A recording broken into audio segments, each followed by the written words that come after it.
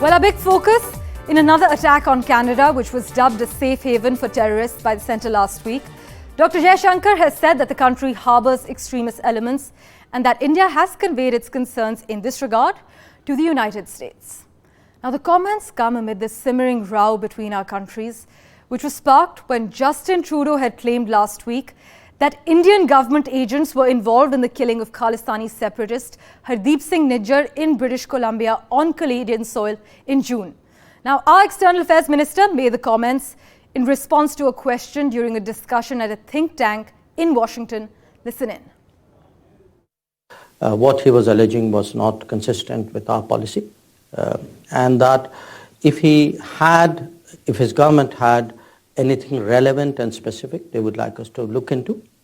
In the last few years, it has come back very much into play because of what we consider to be a very permissive Canadian attitude towards terrorists, extremists, people who openly advocate violence. And they have been given operating space in Canada because of the compulsions of Canadian politics. For us, it has certainly been a country where organized crime from India mixed with trafficking in people, mixed with secessionism, violence, terrorism. It's a very toxic combination of issues and people who have found operating space there. Well, as India and Canada took their diplomatic row over Hardeep Singh Nijjar's killing into the rink at the UN General Assembly, for further clarity on the current state of affairs, joining us on India Global, Daniel Bordman, senior correspondent for the National Telegraph. Also with us, Dr. Bharat Barai, member of Overseas Friends of BJP. Thank you so much, gentlemen, for joining us on India Global. Mr. Bordman, I'd like to begin with you. You think the lack of full-blown support from Canada's traditional allies means that Canada is largely on its own here? I see that, yeah, no one really wants to get involved with a major diplomatic row with an ally. And it's not like Canada's got no support. There's been minimal support, let's say. The bare minimum, the Western Alliance has held, the Five Eyes is kind of saying there is something, we're not sure what it was. There was some intelligence sharing. So it's not like Trudeau's been left with absolutely nothing from the Western allies, but it's not enough, let's say, to go on. And I think Jaishankar nailed it completely. I think he watched, the last 10 years of what I've been screaming about Canada's permissive attitude towards extremism and elements in all facts. And it doesn't just manifest in what you call terrorism, secessionist violence. There's drugs and gangs and organized crime. And I've been screaming because this is a problem for Canada, not just India. Yes, it's a problem for India because you have people advocating for violent secessionist actions in the Punjab region, and that's in India. I understand. But the gang violence, the drug running, the assassination attempts, that's Canadian soil. The Air India bombing, those are Canadian citizens. This is a Canadian problem. The Khalistani nonsense has to stop. It's corrosive to our country. You could argue it's seditious behavior because it undermines a key geopolitical alliance we have with India to do all this. So Jaishankar, in my view, is absolutely right. Since Trudeau's been in, a permissive attitude towards terrorism, it's putting it lightly. The only people he goes to bat for, it's Omar Carter, $10.5 million he gets rewarded, an actual terrorist, right? He meets with Josh Boyle, and now we go to DEFCON 1 over Hardeep Singh Nijjar when Karima Baloch was just allowed to be strangled and thrown in a river, and we ruled that a suicide.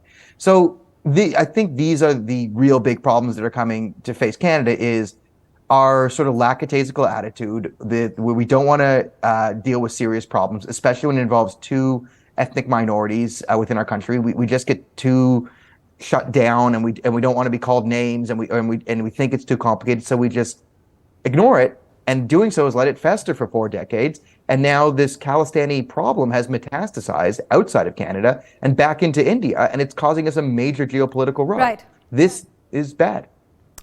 Right. So Justin Trudeau's lackadaisical attitude is in highlight, as Mr. Bordman has just mentioned. Dr. Barai, back home, Justin Trudeau has bigger worries perhaps. Now, his approval rating has dropped largely due to food and real estate inflation. But take us through how he's being perceived on the ground as this row plays out. As far as NRIs in USA are concerned, they very much realize that he is acting like Rakhi Sawant of Canada. He does not know what he is doing. He has problems at home. He commits the blunder. He wants to blame everything on everybody else. But the basic problem that he has been nurturing this Khalistani terrorist, he does not want to address it. And then he wants to pass it off as everything is okay in democracy. But this is a one-way thing. If I use Abraham Lincoln's definition of democracy, it's a government of the people, by the people, for the people. And here it has become a government of the Khalistanis, partly by the Khalistanis, and it works for the Khalistanis. The normal people, 1.1 million, rest of the Hindus, Indian Americans or Indian Canadians who are staying there, they are complaining. Mr. Panunu is openly saying they should all quit Canada and go. He is a dual citizen, and except for Mr. LeBlanc passing a statement, he hasn't done anything more. Why can't they charge him with hate crime? Why can't they charge him with sedition or something else? So all this lip service really doesn't take him anywhere, and it does not give him any credibility. Mr. Bordman, now, like others, Canada actually saw India as a counterweight to China back in 2022 in its Indo-Pacific strategy. But do you think Canada will need to concentrate on other fast growth economies in and out of the region now?